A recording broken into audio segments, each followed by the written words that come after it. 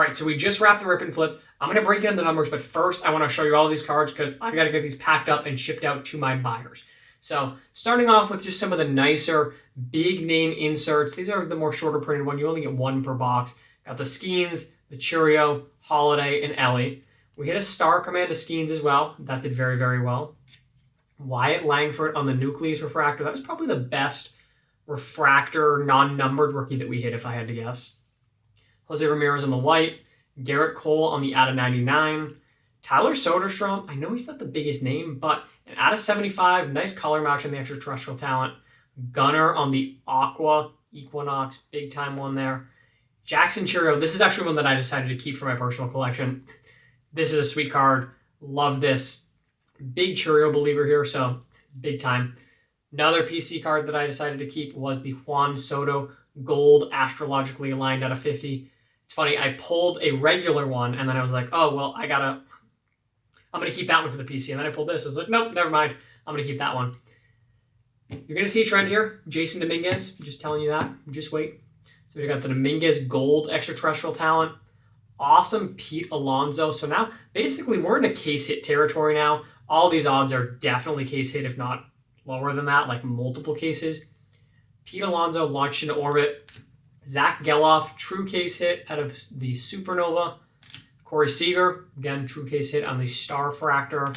A Nick Gonzalez orange Starfractor. Stellanova Wyatt Langford. The Langford and the Zach Geloff were in the same box, the very first box that we opened.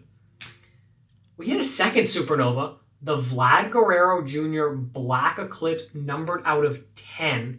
Super crazy card. And now super crazy, this Martian Attacks card. I have watched in chat, the chat had watched so many people open so much Cosmic today. These come out never. This card is insanely short printed from what we've seen. There is only one listed on eBay total. And I know it's release day. More boxes are going to get ripped. But a lot of boxes have already gotten ripped. And I think these are crazy, crazy rare based on the pull rates. I've watched cases be opened and not pull one of these. So definitely a super rare Dominguez. As I said, it was a Dominguez case. Andrew Abbott on the auto here. Not the biggest name. Was a little disappointed there. This one was such a, I don't want to call it a troll because it's a big time hit. Nathan Eovaldi on the Star Command Black Eclipse auto @10. Just the checklist on that is huge. There are some big time names there. Eovaldi, not the biggest name you're searching for, but still an @10 auto. Can't complain there.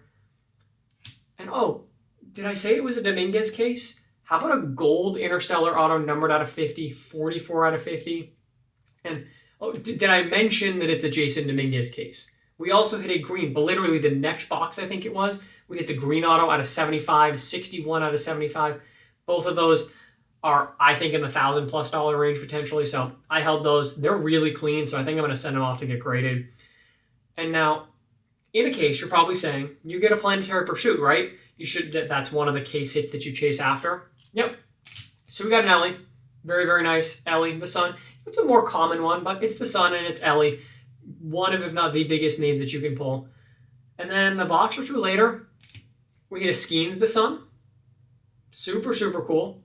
And then I think the next box, we hit a Skeens Mercury. We hit 3 Planetary Pursuits. Ellie and 2 Skeens. Is that not insane or what? So I'm going to go through and count real quick, take a pause, and tell you how many case hits we had in this single case that I opened. All right, so the Soto, 1 in every 3.5 cases. Soderstrom, 1 in every 2.4 cases. Dominguez, 1 in every 3.6 cases. Alonso, 1 in every 7.2 cases. 1 of these per case, 1 of these per case. 1 of these in every 1.8 cases, so basically 2 cases. Stellanova is 1 per case. The Vlad out of 10 is 1 in every 18 cases.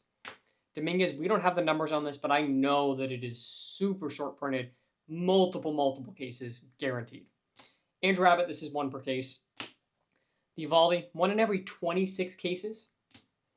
Jason Dominguez Gold, 1 in every 2 cases. 1 every 1.3 cases. And then these are all these Planetary Pursuits. In theory, you're supposed to get 1 per case. We don't know the pack odds, so I'm going to call these each a case hit.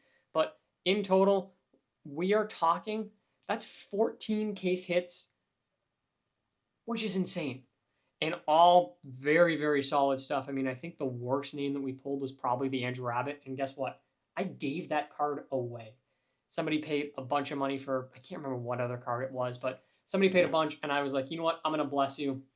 I gave away a lot of cards. I'm going to talk about that as I do my breakdown. So let's jump on over to the numbers. You're going to see a change in the scenery because I'm not doing this math at 10 o'clock at night. So let's jump on even on the numbers, though, through the power of the internet. All right, it's been a couple of days. We had the Nashville Card Show, so it took a little longer than anticipated, but be on the lookout for that vlog video. Should be up soon. Had a great time at the show, but I want to jump into the numbers. I don't have any more cards to show you guys. As I said, we've obviously shipped everything off to the buyers, but I want to break down the case and talk about my perspective on how the rip and flip went. All right, so as you guys can see here, in total, this was our full case that we did. We did $6,546 in sales. So overall, went really, really well. People were absolutely excited about the new product, new cards, definitely were bidding things up. And I told them that during the stream. I said, you guys are maniacs. If you guys watched, I gave away a lot of cards from the case. I recognize that a lot of people were bidding things up and things were going for not just more than they're going to settle for, but a lot more in some cases. So I wanted to make sure that everybody got some cool stuff, and everybody in chat was saying, you know, I'm buying because this is for my collection, or I'm enjoying the experience, I'm having fun here, and that's worth it to me. So if I were to do this again in a few weeks, I would not anticipate to be able to do this. There is definitely a advantage from a business perspective to doing it on release day as opposed to, you know, 2-3 weeks after the release. But I want to talk about some things here because obviously this number is really, really big. If you remember, I said that I needed to make about $4,300 in order to break even. Obviously, we did way more than that. Now, there's a few factors and things to consider. First is obviously I still have a couple of cards left. Those two Dominguez's alone are going to help me probably bump this number up another 1,000 to 1,500 realistically once the market settles. I got to get those shipped out to PSA soon here. But those sales numbers are not technically everything. We also have our revenue, which is that's what we made post fees. So Whatnot basically took almost $1,000 in fees off of that, which is why you needed to make that $4,400, even though the case itself after tax was only like 40 or was only like 3,800, I think it was. We did in total 176 total orders. That includes, though, the 26 giveaways. So we gave away 26 cards, was giving away cards throughout the night, and that ended up costing us $90 about in shipping just to give away those cards. One of the things that you watched our video in terms of thinking about and preparing for the stream was I had anticipated selling 300 cards, and I probably did because I made a bunch of lots, you know, saying you buy this card, and then after the card sold, I tossed in 2, 3, 4 more cards because it sold for a lot of money, and I wanted to make sure that that person still felt like they were getting value from the stream. But technically, I only sold 150 orders or cards. So on a per order basis, this was crazy. You see 224% above my average order at $37. We hit some monsters, as you know, and that without a doubt helped. Having multiple cards that went for 200 plus absolutely raises the floor of that. But having those inserts go for 30 to 50 bucks, some of those are definitely going to maintain and be nice. Like I know the schemes, Stars and Night are going to continue to do well, but some of them we know will drop. But that's why I also wanted to throw in stuff, and why that order number is lower. So the number of orders is definitely way lower than I anticipated, but also the number of sales is also way higher. So that evened itself out. I also like to look at how long we were live for. We were live for just under 4 hours. Our max concurrent, so max number of people in the room was 195 people, which is awesome. I'm normally in like the 60 to 80 range. Total of 2,500 viewers across those 4 hours. What I really liked here is it was a lot of returning buyers. 38 of the 62 total buyers are people who have bought from you before and are customers that come back time and time again. So those people I know they know what they're doing. They are in the stream. They're consistently here. We also, though, brought in a ton of new first-time buyers, which is always a good thing. Really, really like to see those first-time buyers. What I want to talk about, though, and what I think is really important, is coming back up to this revenue number. Now, obviously, because I got this case direct from Topps, and when I say direct from Topps, I don't have distribution or allocation. I bought this case with the Montgomery Club membership. So I had to pay full retail price for this, which is the $3,600 plus taxes or whatever it was. It's just over $3,800 after taxes. If I were to go today on October 14th, the price of a case is $5,000 basically. If I had done a full case, if I bought it after market at what the market rate is, because as much as the retail price is what Topps is actually charging, once that product is released, and at most hobby shops as well, you are going to pay the market price, not the retail price. And the market price puts the case at about $5,000. Now, you tack on, if you have to pay sales tax, which depending on what avenue you buy from, you may need to pay sales tax, you may not need to. For me, if I have to pay sales tax on a $5,000 case, that's going to be $5,500 basically. So, had that been the case, you would have only made $100, $176 on this full case. Again, I recognize we have the Dominguez's, but you can't bank on big hits like that necessarily. The case hits, things like that, you're going to have good cases where you hit, the Skeens Planetaries and the Ellie and the Martian Attacks and all this and that. But you're also going to have cases where you don't hit those big hits. So for me looking at this, I think that, the fact that I got it at the market price or at the retail price versus market price really helped here. This to me says if I have to buy something market price, I'm probably not going to be able to do a rip it flip because this is just crazy. The fact that you could, on today's market, buy that full case and you would have to have something as good as this case was. And you guys saw all of those crazy hits, tons and tons of nice cards. And not only that, but just also the other inserts, the things that sold really well to get to this point where you're going to be able to make your money back or even just honestly just barely break even, to me says that that is not worth it in the long term. Now, you guys know I did not do this to make money. As I said, when I made this, I knew there was a chance that we would lose money. We got a really good case. People were really into it, and it went well. There's no question. And you guys know that I love to be transparent.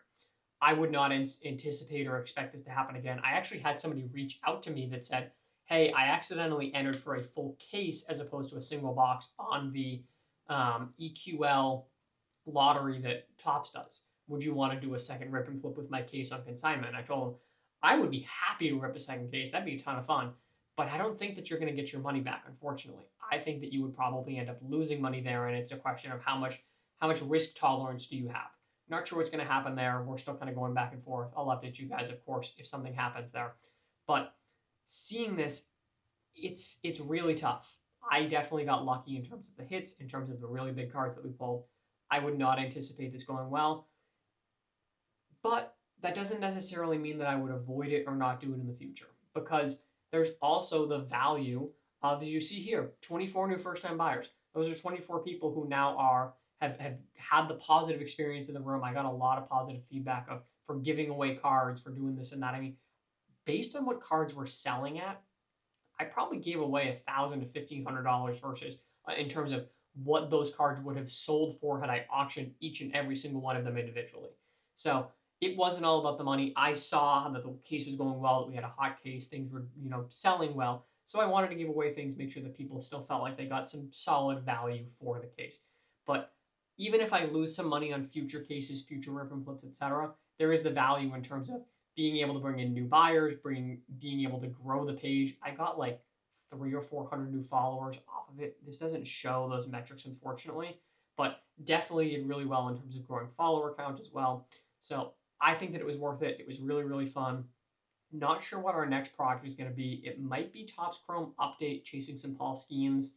Update is, we'll see where the pricing comes in an update, but I know we've got some other ones that I will obviously have my eye on, like Bowman's Best, things like that. So we'll have some more updates, and I'd love to be transparent. You will see more breakdowns like this of streams, rip and flips, of how much I'm spending on the business. I've got a whole video you guys can actually see a little bit over here where we are working on our recap of the Nashville Card Show and all the cards that I grabbed. So I love showing you guys the behind the scenes, love educating and teaching about the hobby and the business of the hobby. This specific iteration and example of the business clearly went really well, and I'm happy for that, and we'll see kind of how things keep going in the future. So I hope you guys like this. I hope you guys like the behind the scenes. I appreciate all you that, like, subscribe, follow, comment, engage in any way that you can. It always really helps me and the page. And, if you want to see more, follow along. I appreciate you guys tuning in. Catch you next one.